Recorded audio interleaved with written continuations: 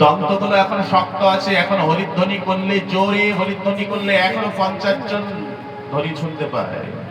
যেদিন দন্ত থাকবে না, এই দন্তের যন্ত্রণার জন্য ডাক্তারখানায় বসে থাকতে হবে 1000 টাকার ভিজিট দিয়ে নিজের দাঁত নিজে তুলবার জন্য। যেদিন দাঁত থাকবে না, তখন হরি বললেও আর হরি শুদ্ধ উচ্চারণ হবে না। সেই দিন অপেক্ষা করছো, যেদিন দাঁত থাকবে না সেই দিন হরি নাম করবে। মেরুদণ্ড এখন সোজা আছে, যেদিন এই মেরুদণ্ড আর শক্তি থাকবে না, তখন মাথা নিচু করে একটা লাঠিকে অবলম্বন করে চলতে হবে। ও মোড়ো মতে কি ভাবছো, সেই দিন হরিনাম করবে বলে অপেক্ষা করছ? এখনো আশার পিণ্ডি চটকিয়ে যাচ্ছ। ছেলের জন্য একতলা করে দিয়েছ, নাতির জন্য আরেকতলা কবে করব তাই অপেক্ষা করছ। 4 চাকা কিনে দেবে বলে অপেক্ষা করছো, এসি কিনে দেবে বলে অপেক্ষা করছো। ও মুড়ো মতে এখনো আশার পিণ্ডি চটকিয়ে যাচ্ছ।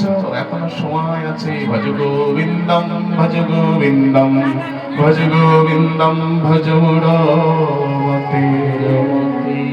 অঙ্গম গলিতম বলিতম মুন্ডম দশমবিহীন জাতম তুণ্ডম বিদ্ধ জাতি গৃহত দণ্ডম তথাপি মঞ্জু আশা পিণ্ডম। ভজ গোবিন্দম ভজ গোবিন্দম ভজ গোবিন্দম ভজ মনোমতে। আজমিলে মৃত্যু যোগ আসলো, মৃত্যুর সময় আসলো।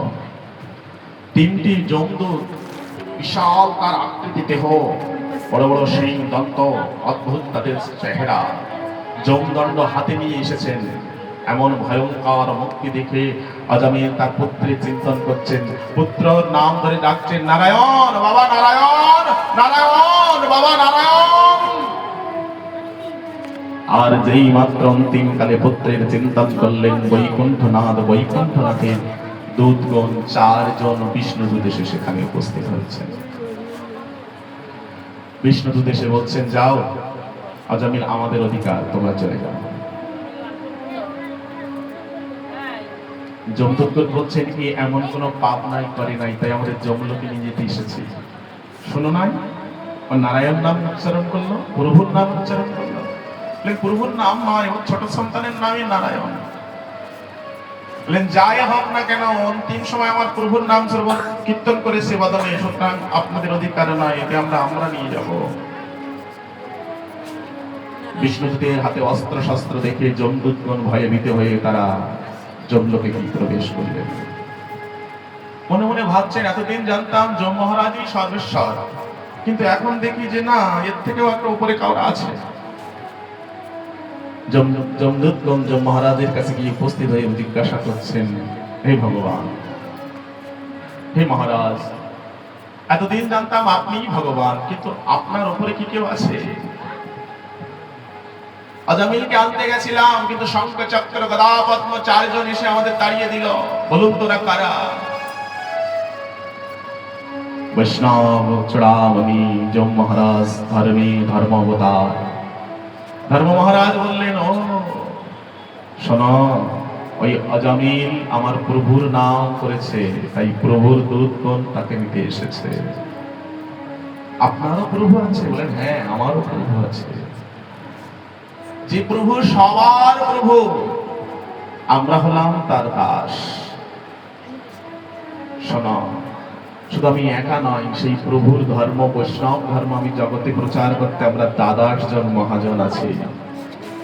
কলিযুগের মহাজন 6 জন, জয়রূপ সনাতন ভট্ট রঘুনাথ, শ্রীজীব গোপাল ভট্ট দাস রঘুনাথ। আর কলির আগে ছিল 12 জন মহারাজ, আদি যারা এই বৈষ্ণব ধর্মকে প্রচার করেছেন। যম মহারাজ বলছেন, কারা? শোনো, শম্ভু নারদ শম্ভু কুমার কপিল মনো, প্রহ্লাদ জনক ভীষ্ম বলি বৈশাখী অয়ম। স্বয়ম্ভু অর্থাৎ সৃষ্টিকর্তা ব্রহ্মা, দেবশ্রীপাদ নারদ, বৈষ্ণব চূড়ামণি শিব শম্ভু, কুমার অর্থাৎ ব্রহ্মার যে সেই 4 প্রথম মানুষ পাত্র সনগাদি ঋষিগণ, এবং কপিল দেব ভগবান, প্রহ্লাদ মহারাজ, জনক অর্থাৎ সীতা দেবীর পিতা ভীষ্ম, এবং বলি মহারাজ, এবং বৈশাখী অর্থাৎ সুখদেব গোস্বামীপাদ, আর অয়ম অর্থাৎ আমি, এই দাদার জন আমরা এই বৈষ্ণব ধর্মকে প্রচার করেছি। সুতরাং শোনো, আজ তোমাদেরকে শিক্ষা দিই, যারা বদনে হরিনাম করবে, প্রভুর গুণকীর্তন করবে, তোমরা তাদের কাছে যাবে না। তাহলে প্রভু আমরা কাদের কাছে যাব? তখন যম মহারাজ বলছেন, জিহ্বান বিকৃতি ভগবত গুণনাম ভয়ম চেতস্যন শরন্তি তাদ চরণারবিন্দম কৃষ্ণায় নমতি যচ্ছি একাদপি তানয়াত কৃতঃ বিষ্ণু কৃতম। শোনো, তোমরা কোথায় যাবে জানো? যে জিহ্বা একবারও আমার প্রভুর গুণকীর্তন করে না, যার এই জিহ্বা দিয়ে একবার আমার প্রভুর গুণকীর্তন করে না, যার মস্তক একবারও আমার প্রভুর চরণে নত হয় না, সেই সব ব্যক্তিকে তোমরা নিয়ে এসে জন্মকে নিয়ে আসবে। এই জন্য মহাজনগণ বলছেন, ভগবান যে দ্বাদশ অঙ্গ আমাদের দিয়েছেন, একাদশ ইন্দ্র দিয়েছেন, সমস্ত ইন্দ্রটা ভগবান সেবার জন্য। নয়ন দিয়ে যদি ভগবানের অপূর্ব চরণ মাধুরী রূপমাধুরী দর্শন না করা হয়, তাহলে এর নয়নটা ময়ূরের বুক ছেড়ে নেয়। ময়ূরের বুচ্ছে একটা নয়ন আছে, দেখছেন তো? ঠিক এই নয়নটাও তাই। এই জন্য কৃষ্ণানন্দ দাস বাবাজি মহারাজ বলছেন যে কলির জীব অন্ধ, কলির জীব রোয়া, কলির জীব অলস। কি বলো, কলির জীব চোখে দেখে না?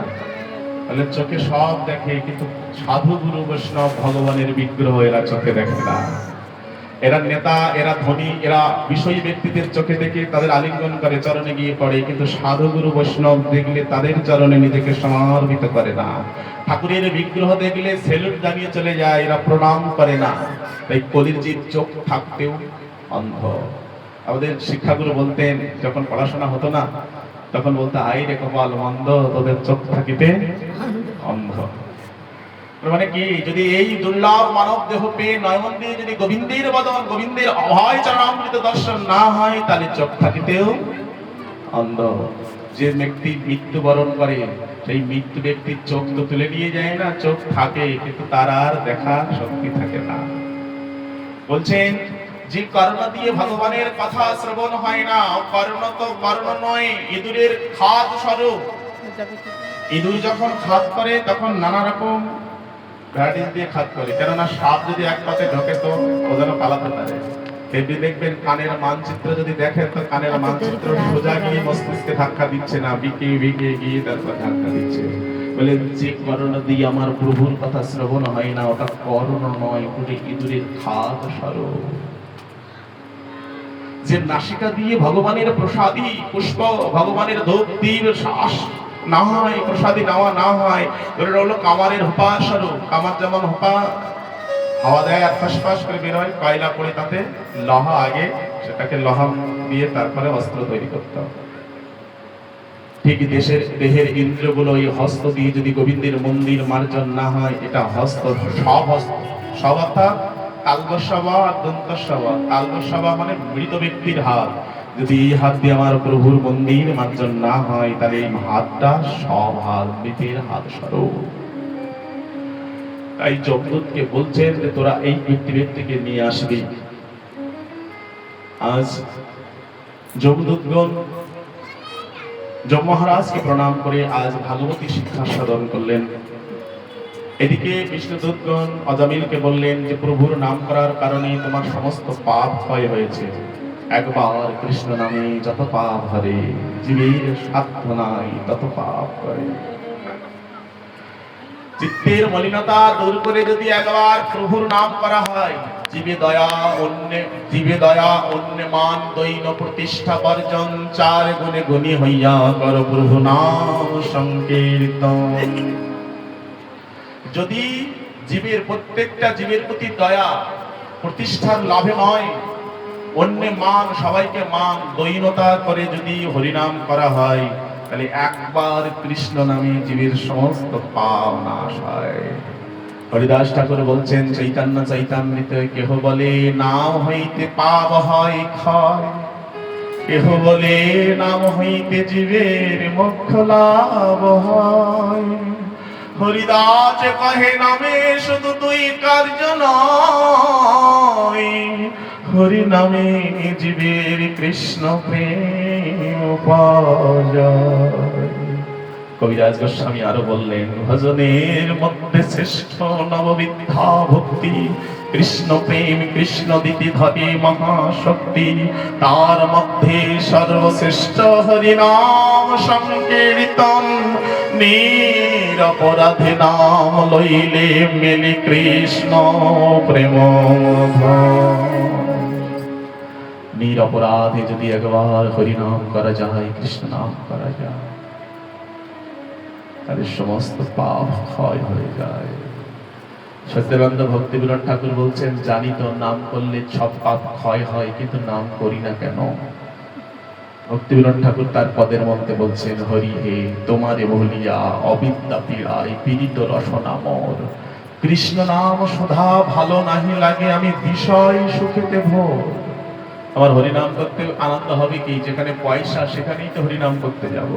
যেখানে 1000 টাকা দক্ষিণা, আমি কাজ করলে 1000 টাকা পাবো, হরিনাম করলে 1000 টাকা পাবো, তাই হরিনাম করতে যাব। লস যেখানে সেখানে যাব না। এই সত্যানন্দ ভক্তিবিনোদ ঠাকুর বলছেন, হরি হে তোমারে ভুলিয়া অবিদ্যা পীড়ায়, অবিদ্যা তার এই সংসারের বিদ্যায় পড়ে আজ তোমায় ভুলে গিয়ে শুধু টাকার পিছনে ছুটছি।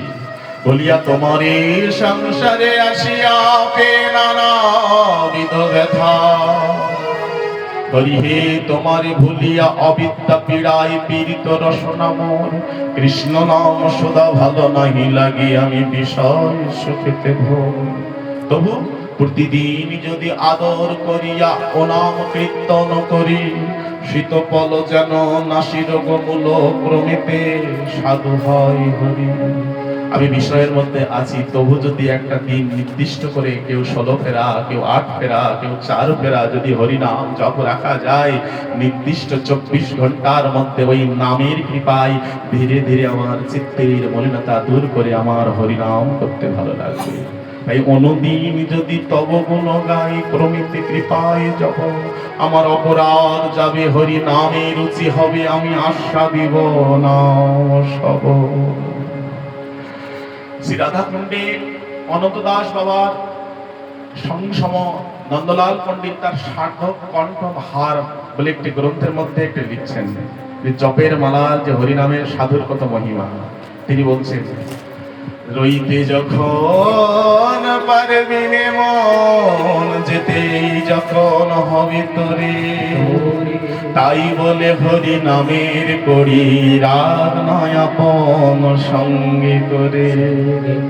সাধুরা ব্যাগ ভুলে যেতে পারে, কাপড় চোপড় ভুলে যেতে পারে, কিন্তু এই জপের মালা সঙ্গে নিতে সাধুগণ ভুলবে না। কেননা সাধুর কাছে এটাই তার সব থেকে জীবনের মূল্যবান অলংকার। যেমন এই বিষয়ী ব্যক্তি তার মূল্যবান বস্তুটা নিয়ে যেতে ভোলে না, তেমনি সাধুর কাছে তার সব থেকে মূল্যবান বস্তু হলো এই জপের মালা। পথে চলতে সর্বদাই হাতে হরিনাম করছেন, কেননা নিঃশ্বাসের তো বিশ্বাস নাই। প্রভু যদি জীবন এই পথেই বিসর্জন যায়, তাহলে প্রভু তোমার নাম করতে করতে যেন জীবনটাও সজ্জন যায়। এই নন্দলাল পণ্ডিত বলছেন, ও মন, রইতে যখন পারবি নে মন, যেতে তোর হবেই, তাই হরি নামের করি ডাক না আপন সঙ্গে করে। অমন চোখের আলো নিভবে যখন, কোথায়